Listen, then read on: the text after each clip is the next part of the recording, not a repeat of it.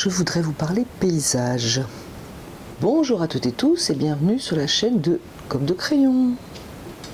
Alors je voudrais vous parler à nouveau de paysage. Alors je ne vais pas vous montrer le tuto, je vais peut-être vous mettre quelques images de la mise en place et pour vous montrer que je commence vraiment très doucement mes paysages.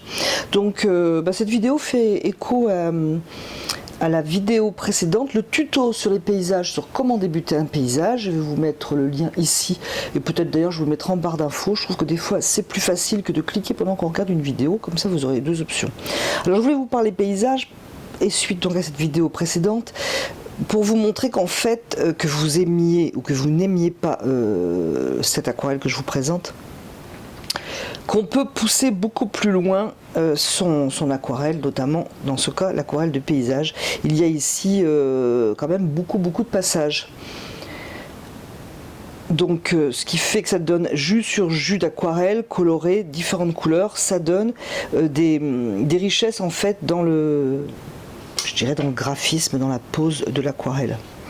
Alors c'est vrai que moi j'aime bien les tons rabattus, je n'aime pas spécialement les couleurs un petit peu fortes, j'aime bien aussi peu de contraste de valeur. Il en faut tout de même. Donc voilà, que vous n'aimiez ou que vous n'aimez pas cette aquarelle, c'est juste pour vous montrer qu'on peut travailler sur du papier et avec de l'aquarelle en plusieurs étapes en revenant dessus. Alors ça marche pas à tous les coups, quelquefois on peut avoir quelque chose d'un petit peu boueux, d'un petit peu entre guillemets bouché, mais c'est quand même possible et je tenais à vous le dire justement suite à la précédente. Si ce tuto vous a intéressé, vous pouvez très bien peindre un nouveau paysage en passant la vie sur la vie. Voilà ce que je voulais vous dire. Je vais vous montrer quand même quelques images pour vous montrer que j'ai commencé vraiment doucement. Et une précision, cette fois-ci c'est sur du papier arche, du papier 100% coton. Et si vous avez l'occasion, même ne serait-ce que sur un petit bout comme ça, voilà, de poser vos couleurs pour voir un petit peu comment ça réagit.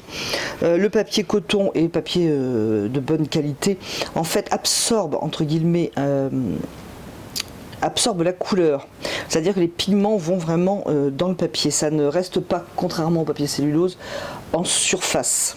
Alors du coup ça donne un traitement un petit peu plus différent, ça adoucit aussi presque naturellement vos contours si vous posez une aquarelle tout de même bien diluée de la manière donc que j'indique souvent, à savoir il faut, pour vérifier quand on n'a pas très l'habitude, appuyer sur la touche de son pinceau et ça doit faire une goutte.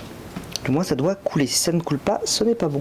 Voilà, c'était vraiment une bref petite aparté via cette vidéo pour vous indiquer qu'on peut peut-être, contrairement aux idées reçues, revenir sur une aquarelle. Et je dirais non pas revenir parce qu'on a fait quelque chose qui ne nous plaît pas, mais revenir parce que l'on continue de travailler et que c'était parce que c'était notre objectif. Pour cela, il faut tout de même commencer doucement. Je vous laisse avec quelques images. Et je vous remercie d'avoir regardé, écouté cette vidéo et je vous dis à bientôt sur la chaîne de Comme de Crayon.